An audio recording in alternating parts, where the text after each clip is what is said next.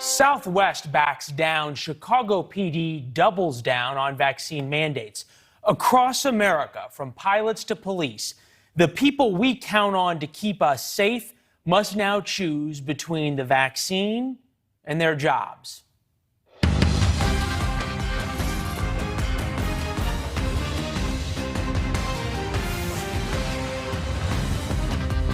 Good evening, I'm Leland Vittert. From sea to shining sea, the men and women who sign up to run into a fire or run towards the sound of gunshots say the job they love isn't worth taking the vaccine and might be worth giving up their pensions. Let's put that another way. They will give up their financial security to stay unvaccinated. This is video from Seattle where police officers who were fired and firefighters who were fired walked up the stairs of City Hall to leave their boots. And just look for a second. One of the people dropping off his boots is carrying up a bassinet, a father. We're going to talk to another father who was fired as well. From police officers and firefighters to nurses and airline pilots, we are seeing dramatically different reactions to employees opposed to the vaccine by employers. For example, a protest yesterday at Southwest Airlines headquarters in Dallas. Hundreds showed up angry over a December 8th deadline to get the shot or be fired. The Texas Attorney General also showed up. I do think the power is with the people, and I think if we don't stand up now, we're going to see our rights eroded. I don't think this is the end of the mandates. I think they'll start affecting consumers. They may tell consumers they can't fly. If we stand up now, we've got hope. If we wait, it may be too late. No, it worked in the case of Southwest. Today, the airline reversed their announced mandate and said unvaccinated employees won't be fired on December 8th and will instead work with employees and adjudicate their various waiver requests. American Airlines faces a similar deadline as federal contractors to mandate vaccinations. Gary Leff runs View from the Wing. It's an aviation blog. He writes about an employee meeting with the company's president. Now, here's his reporting. You have management then begging employees not just to get vaccinated, but also to request exemptions to vaccinations and even talking to them about how to get their exemption requests approved. America's president, American Airlines' president, offered if you're not vaccinated, you really need to find an accommodation. He notes that the process can be lengthy and may take some time, and everyone will continue to work during the application process, also emphasizing this is the president of American Airlines. If you're not vaccinated, please find a way to stay with the company. An inspiring and caring message. Compare that response to the response of the leaders here in Chicago, which is representative of Democratic politicians around the country. The mayor here called cops who refused the shots, we're quoting now, insurrectionists. Forget that she clearly doesn't understand the meaning of the word insurrection. Just consider the message to the cops, a third of which are holding out against her mandate. Here is the police commissioner. This virus is no different than the gunfire we take as cops.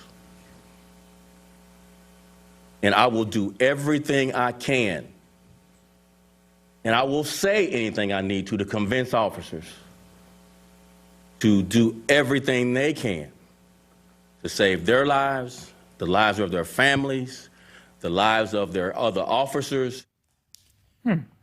So consider the other side of the argument. Do CEOs trying to keep people employed and provide essential services not care about their employees?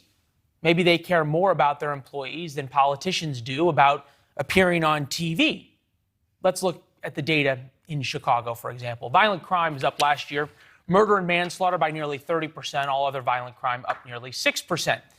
Okay, we want to save officers' lives. So vaccinated officers are going to be safer on the streets responding to calls with less backup. That's a question. What about their lives? What about protecting them? If a vaccinated officer gets shot, is he going to care whether a vaccinated or unvaccinated officer shows up as his backup? One Chicago alderman described the idea of firing 3,000 officers. That's potentially 1/3 of the force. When you look at it, it's a recipe for disaster, and that's what we're seeing right now. That's why crime is escalating here in the city of Chicago.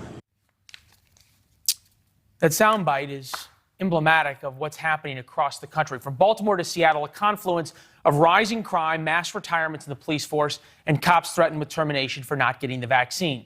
It's hard to imagine how that ends well for the rest of us. It always ends well when we bring in Ben Bradley, WGN investigative reporter, anchor of Chicago's #1 rated newscast. Good to see you as always, Ben. Your reporting on this seems to indicate that we're headed towards a perfect storm. Yeah, we're in the middle of an elaborate game of chicken. And it's happening not just here in Chicago, but in other cities, as you point out. The mayor and other politicians want to impose these vaccine mandates. The police unions, who feel like they've been beat up, told to shut up and stand down in some cases. They've been blamed in some cases, they feel, for racial problems in this city. They're saying, no, we will not give you an inch on any issue unless you come to us and bargain for it. It seems as though the intransient position that the mayor and the police commissioner are taking is perhaps not exactly representative of the position they're actually in terms of public safety. These are the statistics that you pulled out. Police today, 12,183 officers in Chicago. That's down 1,000 officers since 2019. Problem's going to get worse. 597 officers resigned or retired in the first 7 months of this year. That's compared to the same number in all of last year. What are you hearing from your police sources? Well, we're hearing about a lot of Chicago police officers who are fed up, and it's not the vaccine mandate. Those numbers you just quoted were before this vaccine requirement went into effect.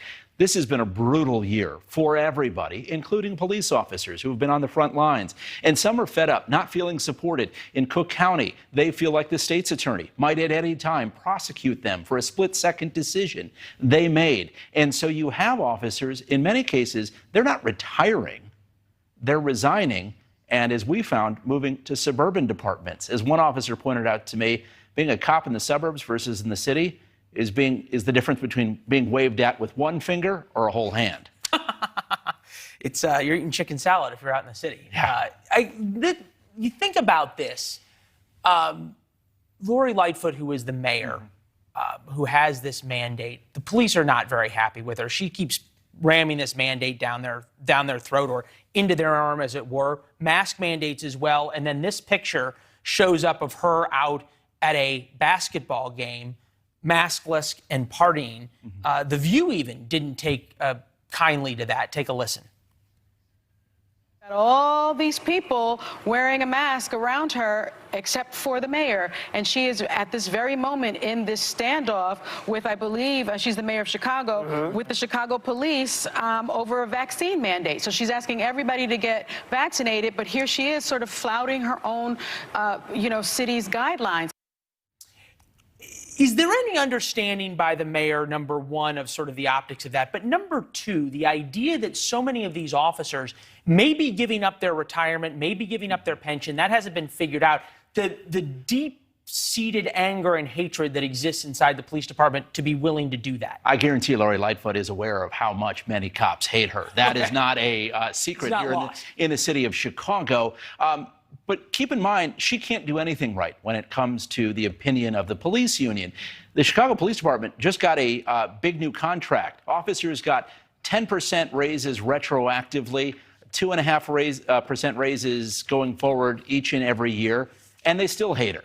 So she's in the position of saying, well, I want to do this. I think it's right for the city. And no matter what I do, the police union is going to be opposed to me. And just for perspective, so far, 21 officers of a department with more than 12,000, only 21 have been suspended for refusing to report their vaccination status. We don't want to see it grow, because that's a no-win for everybody. 3,000 kind of in this limbo world. Hey, Ben, great reporting. We'll continue to follow it, as you will as well. Thanks, you, sir. Good to see you. Police and firefighters in other cities across the country are pushing back against vaccine mandates. Up to 40% of Seattle police officers may be out of a job for not complying with the requirement. Some of them were already fired. They spent the afternoon feeding the city's homeless. Another 200 officers plan to fight back in court. Unvaccinated firefighters face the same fate. Jeremy Neighbors, Seattle firefighter and EMT, joins me now. Jeremy, appreciate you being with us. As I understand it, you've got 4 kids, one on the way. Take me through this decision to give up your livelihood rather than get the vaccine. Yes, sir. Thank you for having me on. want to make it clear that I don't speak for the Seattle Fire Department, only for myself. For myself and my 4 kids and one on the way, we are trying to stand up and do what's right in an amazingly confusing time. This is a decision that has not come easily, and I don't even think the final decision has been made, not in our home, because we don't know the final outcome of any of this. So we're trying to do everything we can to stay safe, to be well informed, and to keep up with circumstances that seem to change each and every minute. So as of now, I'm go ahead. Yeah, I was as of now you are unvaccinated. Do you have a job? As of now, I am unvaccinated, and I was there this morning at the pancake feed out at the park, and I have a job, but I am being told that I have a couple weeks to decide to get the shot or not. Wow. And face being separated. All right, so this is the fire department. The police department's going through the same thing, and much like in Chicago, Seattle's got its own crime problem. Take a listen to one Seattle business owner. So usually they don't show up. It does not have a response. They don't show up. I call them. They say, okay, we try to find someone, try to find some police officer. And they call me after like second day or after like 5-6 hours. Oh, you still need someone to come in? Let me ask it this way. Is Seattle residents going to be safer with you as an unvaccinated firefighter and unvaccinated police officers answering calls, or with fewer firefighters and fewer police officers, but all of them vaccinated? I can unequivocally say no. Again, that's my opinion, not the opinion of the department.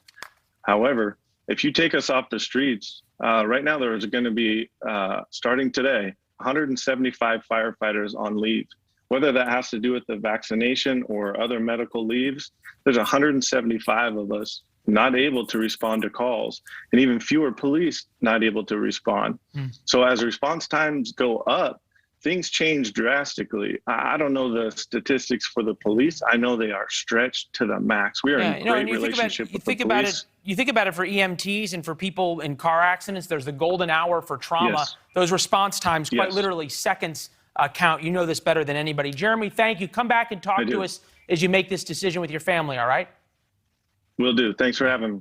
As we've talked about, it's clear not everyone supports vaccine mandates, but that doesn't mean Americans are just flat out divided over the vaccine. Casey Taylor studies these things, joins us now to explain why the division you see perhaps may not be exactly what we're thinking about. Casey, it's interesting. You think about how America is divided. Friends versus Seinfeld, 50-50. Beer versus wine, 51-49. So I'm on the losing side of that one. But overwhelmingly, in a divided country, they seem to agree that the vaccine works. Yeah, I mean, for the most part, when we look at our latest data, vaccine hesitancy has been going down pretty consistently over the last 6 months. We're now at a point where 81% of people have indicated that they've already at least gotten their first jab or otherwise are going to do so in the very near future. So we're down to less than 1 in 5 people that have not received it or don't plan to. And even in that 1 in 5 statistic is a little misleading because half of those people, so really 10% of the American public roughly, actually definitively feel like they're not going to get the vaccine. And you think about it, 10% sounds like a lot. You go into a restaurant with 100 people, that's 10 people there. But then you put it up against other things that you guys study. 13% against the vaccine, 13% don't own a smartphone, 26% believe that Bigfoot is real, 11% don't wear deodorant. I also saw a statistic that it's about the same number as people who don't like top sheets and just have a comforter on their bed. So that's me. Does that mean I have an extreme view, or does that mean I'm just 1 in 10? It's difficult to say. I mean, I think it would definitely apply as an extreme view, being anti-vaccine, just based on what we have in our statistics, as well as some of the psychographic information about people that do feel that way. But I think the issue here is that, hold on. You say, but if 13% of people don't want to have the vaccine, we're not talking about vaccine mandates, we're just talking about the vaccine itself, and 11% don't wear deodorant, does that mean people who don't wear deodorant are also extreme, or people who don't like top sheets on their bed are also extreme?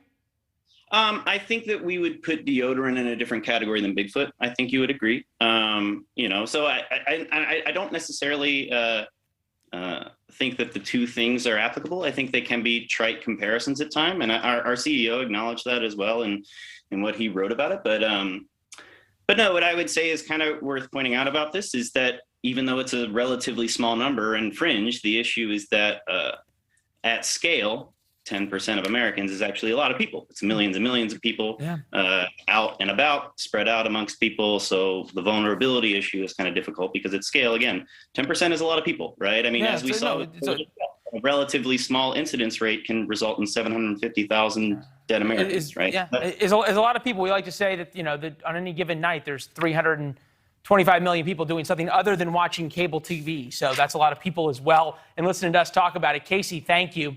Great perspective. Coming up, a Texas teacher suggesting there are two sides to the Holocaust. Somehow she's keeping her job. We're going to dig into that. Plus, your groceries are getting more expensive, but it's not the farmers' fault. The strike that could mean less on your table.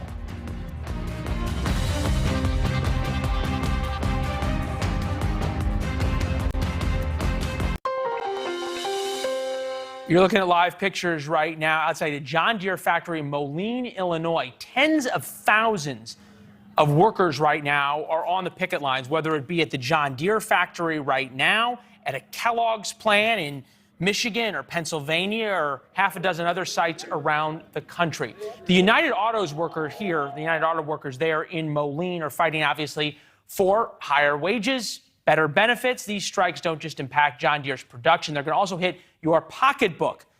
They make farming equipment there. When farming equipment isn't made, farmers will have delayed harvest. We're already seeing the price of farm equipment skyrocket around the country. That's going to be passed on to all of us. NewsNation's Kelsey Kernstein live outside one of those John Deere plants in Moline, Illinois, where workers have now gathered on the picket line. Hi, Kelsey. Hi, Leland. I think you can really hear the chaos here. They are screaming and cheering. Now, the community is backing them. I can tell you, I just met a man who traveled all the way here from North Carolina. You can hear the engines revving behind me. Now, this is what I spoke to a man we spoke to last week, and he said he was mad last week, but this week he's mad and he's motivated because he has the community's support. Now, they feel like they are not appreciated. They said that this company has seen reported record profits of $6 billion, nearly that, in the last year. They say that the CEO making 160% increase in salary from 2019 to 2020. They say that they're fed up and they feel like the pandemic has taught them that they are essential. People traveling all over the area showing their support. Now, they also telling me that this is happening across the nation, where the community is coming out and saying, hey, we have your side. Now, a whole lot more is going on. Now, they also say that they used to try to go and work at the mom and pop shops, but then they started moving over to John Deere, hoping they were going to make more money. But unfortunately, now they're feeling like, well, it's reversed. We should have just stayed at the mom and pop shops.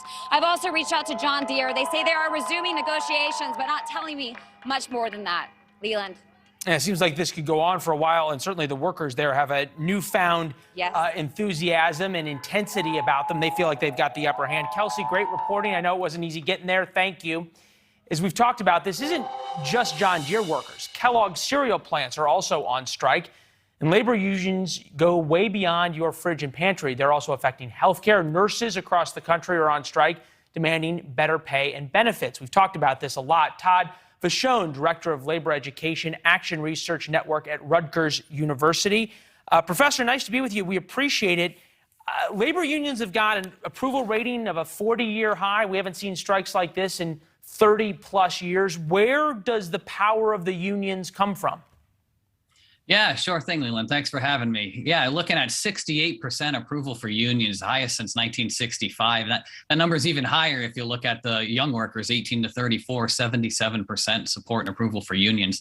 And I think, as we heard just in the clip previously, a lot of workers feel like they were deemed essential during the pandemic, and they were, forced to work through some pretty horrid conditions. And coming out of it now feeling like, you know what, we're tired of being called essential. We want to actually be treated essential. Show me the money is really what they're saying. And that's exactly what the John Deere workers did last week when they voted down that tentative agreement by over 90%. They said, we've had many recessions in the past, and the union has given up wages and benefits during hard times. And now the company's really profitable. It's turning record profits, giving the CEO 160% raise. It's time to share some of those gains and good times with the workers who make the tractors. That part I understand. The question is, why do unions feel, I get why they're upset, but why do they feel they have so much more power now than they did 10 or 15 or 20 years ago, even during boom economic times? Sure. Yeah. I mean, definitely a big piece playing into this is the what's been called the labor shortage, or what you might call kind of a mass boycott of undesirable jobs in America right now. Working people are just turning down jobs. There's more job openings than there are people willing to take them. And that's one of the ways that workers generate power, right? We get power by having either a limited pool of other workers to compete with. We get power by having a really distinct set of skills that nobody else has. In this case, unionized workers have power to go on strike. And it really is a meaningful strike because the employer has a hard time not just filling the regular jobs, but now they have to try and bring workers in to replace the striking workers, which they're unable to do as easily as they could, say, 5 or 10 years ago. So that makes a strike. I didn't think about that. A historical point, really. Strikes previously, prior to 1947, employers weren't allowed to bring in replacement workers. That was a change in labor law, and that really kind of undermined the power of strikes in the U.S. compared to how they operate in other countries where employers can't replace the striking workers. Well, to your point, Professor, we understand we understand. Well, looks like we lost the professor, but we understand. No, I gotcha. To your point, we understand that John Deere's had problems trying to bring in replacement workers. They have some management workers and engineering workers working on the floor. It's just not working out. Professor Todd Vachon of Rutgers University, appreciate your time, sir. Great conversation. Great. Thanks so much, Leland. Have a good night. Thank you. We'll be talking more in the future, I think, as there's more strikes. No matter how bad the GOP might want it, President Trump does not seem to be going away. Find out why Trump is firing back at a GOP senator. And Republicans aren't the only ones fighting. The Democratic infighting, it's unprecedented as well. That's next.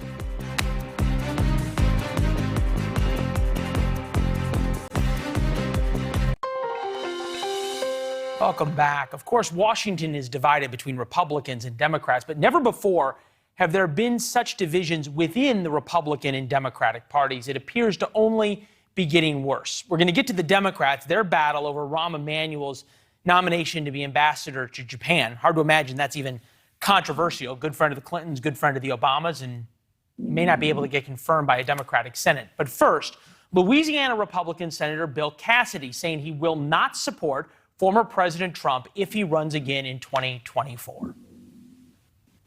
President Trump is the first president, in the Republican side at least, to lose the House, the Senate, and the presidency in 4 years. Elections are about winning. It's clear you ain't voting for him. I'm not. Well, there was the news from Mike Allen at Axios, the former president quickly firing back. Quote, "Wacky Senator Bill Cassidy from Louisiana is a rhino Republican who begged for my endorsement in 2020 and used it all over the place to win re-election, much like little Ben Sass, and then voted to impeach your favorite president." And President Trump just couldn't leave it there for today. He also had to talk about former Secretary of State General Colin Powell and his passing. Obviously, General Powell served under 3 Republican presidents, although he had been a critic of President Trump. This is how President Trump summed up the general's life. "Wonderful to see Colin Powell, who made big mistakes on Iraq and famously so-called weapons of mass destruction, be treated in death so beautifully by the fake news. Hope that happens to me someday. He made plenty of mistakes, but anyway, may he rest in peace." Joining us now, Sarah Muha, Axios political reporter. I don't think anyone is, shocked, perhaps, but perhaps not surprised by President Trump's words. Do you know any Republicans who are happy when President Trump comes out with statements like this? Well, if they are, they probably don't say it out loud. And if they're not, they say it at their own cost, right? Something interesting, you brought up the interview with Senator Cassidy and my colleague and boss, Mike Allen. Something interesting about Senator Cassidy is that he is not up for re-election until 2026. So that places a lot of time in between, when he made those comments and when he has to be, when he faces the ballot box again in Louisiana. All right, so we are starting to see a couple of Republicans trickle out, if you will. And you point out rightly that Senator Cassidy's got a long time till re-election. So he has this privilege, if you will, of being able to speak out about President Trump. I guess, where are we in this life cycle of President Trump's favorability inside the Republican Party? Is at some point, is enough people going to speak out that finally we'll realize the emperor has no clothes? Right now, it's still a pretty tricky balance. I think at some point over the summer, we thought maybe President Trump's sway was waning a little bit. But, there's a new Pew Research poll that just came out that said that 63% of Republicans and independent or Republican-leaning independents believe that the members of the party should not be too accepting of politicians who criticize President Trump, right? So that's one aspect. And then, we see even right now in the election, the gubernatorial election in Virginia, the Republican candidate, Glenn Youngkin, he has to walk this sort of fine, a tightrope almost. I interviewed him a couple weeks ago and I asked him, what's your response to President Trump saying that you don't cling tightly to him enough? President Trump came out with these comments. He said that Youngkin was not clinging to Trump and that he would lose because of it, essentially.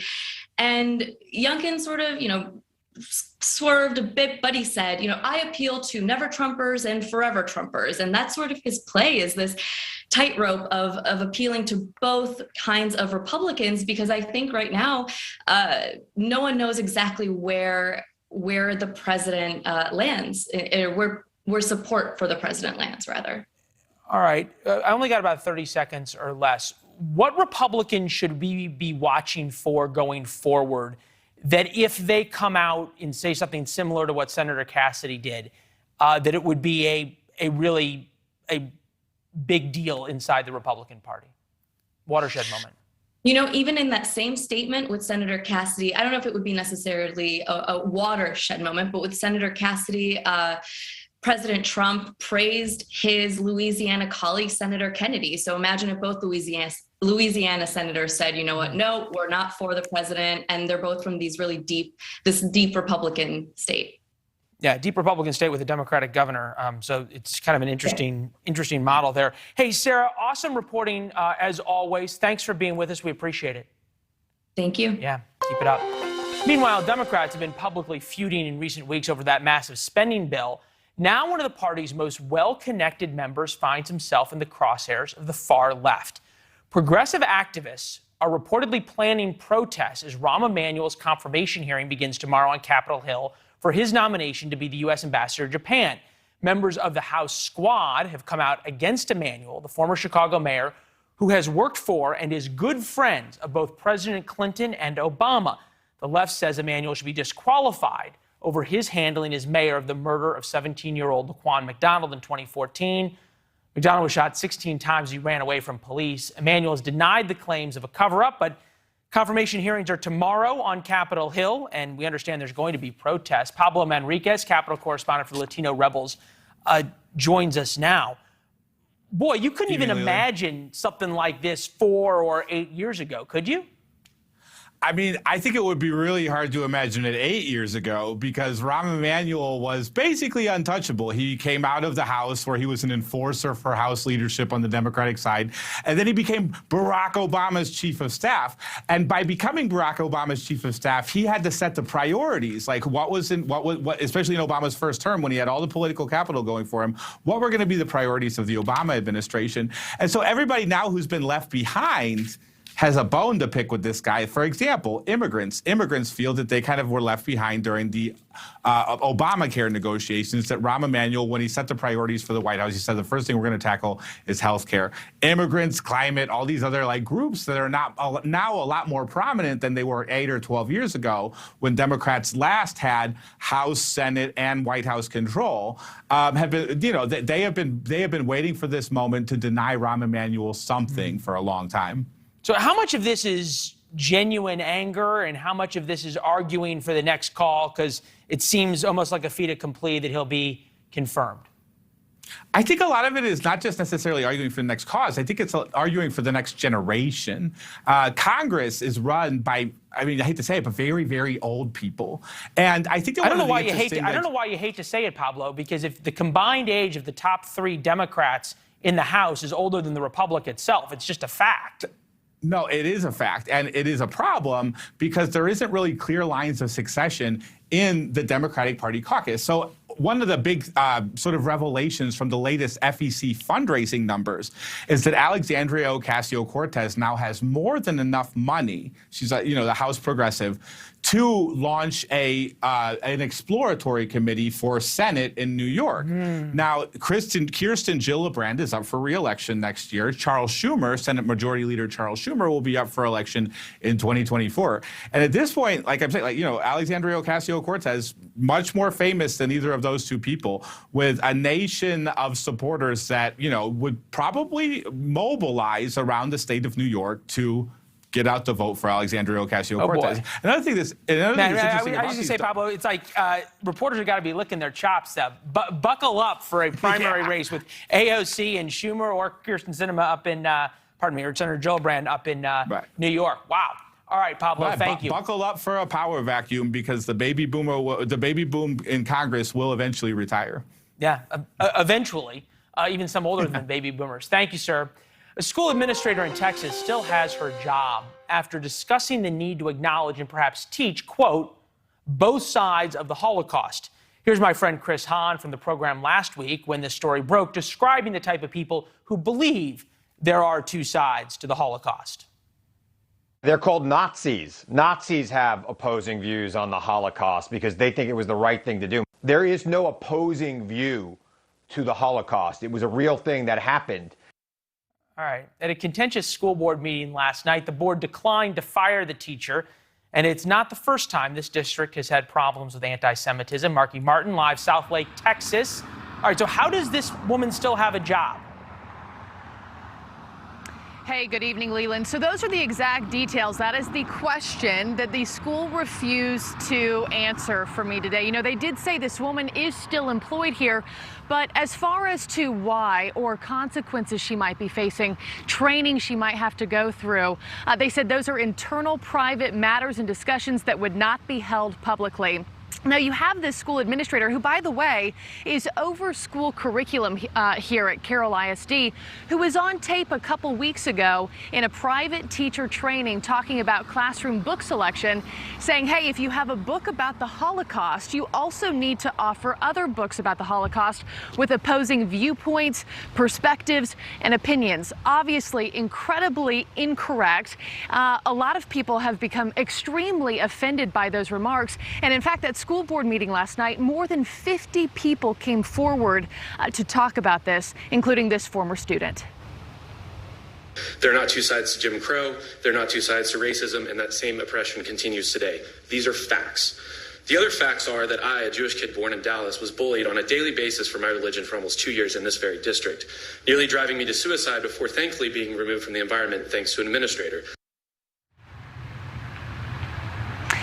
Now, that's Jake Berman, who you're hearing from there. He said when he was enrolled here as a child, he said the anti-Semitic bullying he endured was so severe that he did consider committing suicide. He said he was on the receiving end of jokes, everything from the size of his nose to jokes about gas chambers, an extremely troubling account of his time here. But Leland, I will also say there were also several people, several parents who came forward in defense of this administrator, not condoning what she said, but just saying, you know, she's been a great asset to this campus and a great service to these students in this school. Here's what some of those parents had to say. This teacher stands out as one of the very best teachers we've ever had. She has the biggest heart. While I do not condone the use of the example that the administrator used in a recent training, I do believe in grace and forgiveness, particularly for someone who has served this district so well. Now, the superintendent last week did issue a public apology saying the district would work together as a whole to bring clarity to this new Texas law of how teachers need to teach what they can and can't teach inside the classroom. But how they're going to move forward, exactly what is being put into place to make that happen, Leland, is yet to be seen. All right. We know you'll follow it. Marky, thank you. A new missile fired by North Korea. Why it is far more troubling than previous tests, threatening to the U.S. mainland as well. North Korea is back at it, firing at least one ballistic missile into the Sea of Japan this morning. The missile, which North Korean leaders previously described as the world's most powerful weapon, was fired from an underwater submarine, which is scary in and of itself. Here's where it was from a port just off of North Korea. We're going to show you where this missile could have headed. It's only about 280 miles in the launch, landed in the Sea of Japan. But think about the range here of this missile. It could travel 1,200 miles. So the submarine can come out here, puts U.S. forces in Japan, also in South Korea, and then in Hawaii as well in range. And it's not even close to the maximum range. Kim Jong-un has tested an operational missile with an estimated range here, able to hit all of the United States with a nuclear weapon. Bruce Klinger, the Heritage Foundation, specializes in Korea-Japanese affairs and joins us now. Bruce, it seems as though the North Koreans for a while had stopped this and now full steam ahead at threatening the United States. North Korea really has been on a spree of weapons testing and development during the last 4 or 5 years. In 2019, they unveiled 5 new weapon systems through testing. This year now they've done 5 additional weapons. They unveiled 2 other submarine-launched ballistic missiles, as well as it's called a monster ICBM, likely with multiple warheads. Those were in parades last year and this year. So really, under Kim Jong-un, they've accelerated, they've expanded the nuclear and missile arsenal to really a dizzying degree of trying to keep track of all these new weapon systems. The idea that they were able to launch a missile from a submarine is a game changer, a big deal, just a next step? Well, they launched missiles previously from submarines in 2019 and 2015. This one only went 400 to 600 kilometers, although its actual range may be much longer. In 2019, they launched the submarine missile to a very high lofted trajectory that if you set it on a normal range where it would use for an attack range, it would have gone much further. And then, as you pointed out, in 2017, they launched a number of ICBMs, again, to very lofted trajectories. But if you extrapolate the distance, they could all of the continental U.S. Yeah, Bruce, I only got 30 seconds, real quick. Yeah. You don't really seem all that alarmed by this. Maybe it's because you've studied it for so long. What could the North Koreans do that would truly terrify you? Well, I'm very nervous about all the weapons. You do just get a little blasé about yet another short-range missile. If they tested the monster ICBM, displaying that they can have multiple warheads, which could overwhelm U.S. defenses of the American homeland, that would spike tension on the peninsula, and that would cause great concern about the ability of the 44 ground-based interceptors in California and Alaska to defend the homeland against even more North Korean ICBMs. Got it. Yeah, it seems as though that's where the North Koreans want to get to and have us know that they've gotten there. Bruce, thank you. Yesterday, we honored Colin Powell, but other media outlets had a little different take on his life. What's up with that when we come back?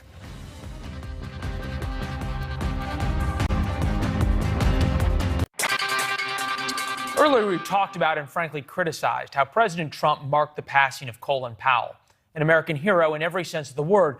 All the more so because General Powell would be the first to tell you he's not a hero. It got us thinking about how the media covered the general's death, especially as juxtaposed to other figures in the world. Take a look at some of the obituary headlines of other world leaders as written by the Associated Press. Fidel Castro, who defied U.S. for 50 years, dies at 90 in Cuba. Iran's popular general Soleimani became an icon by targeting U.S. Hugo Chavez, firing Venezuelan leader, dies at 58. Colin Powell, exemplary general stained by Iraq claims. Colby Hall, a producer for NewsNation, founding editor of Mediaite.com, joins us. Colby, it's hard to imagine this was a mistake. Well, I mean, of course, it was intentional by the individual who wrote the headline. You know, the process here is typically when people are older, whether they be entertainment or military or political figures, and, you know, they're late in life, there are these obituaries that are in the can so that these news organizations are ready to run with them. Typically, however, the headlines are often sort of written by the editor that's on staff.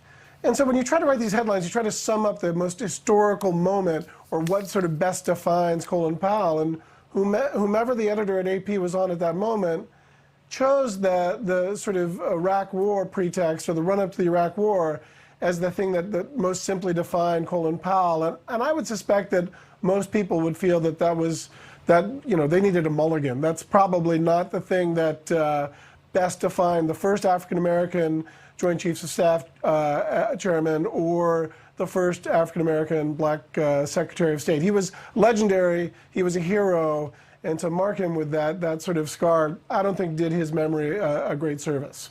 It certainly didn't, and I guess you could understand if in every obituary it was Fidel Castro who killed tens of thousands and put a country into hunger, dies at 90, or something like that. Or, you know, General Soleimani, who has the blood of thousands of Americans but defied the United States, dead. Why do all these other guys get this sort of relatively glowing, nice praise, if you will, and then you've got General Powell who's like, oh, we got to get the bad part in? Well, I don't know if it's intended as praise. I think they're looking for like what's most noteworthy, and in the context of an American audience, you know, it's often framed as Castro did this in the context of an American, overlooking, of course, the fact that he was a brutal dictator. Same with Soleimani. But the one thing I would say go back to Colin Powell, there's one person that would not necessarily take offense with this headline, and that's Colin Powell. That dude was incredibly gracious. He owned his mistakes, and I spent a lot of time today watching old Colin Powell videos, and it's stunning, as you did a great memorial yesterday, just, you know, what an upstanding and sort of awesome American civil servant he was. So it's a shame that AP chose that headline of all headlines. But, you know, here we are. He was a humble, modest man that owned his mistakes, and as a result, you know, left the country a way better place than he found it. Yeah, there's no question about that. Since we've got another 60 seconds or so, I don't often say this, but as you were watching those speeches, what was your favorite moment? You know, I love the fact that he got really dedicated at the end of his career on the benefits of structure for kids. And amidst all this sort of tribalism and toxic politics, I really love the fact that at the end of the day, he said, you know, he came from nowhere, and he basically worked hard, tried his best. He didn't always do his best. He sometimes got in trouble. He sometimes was criticized. But at the end of the day, he worked his hardest. He showed great potential.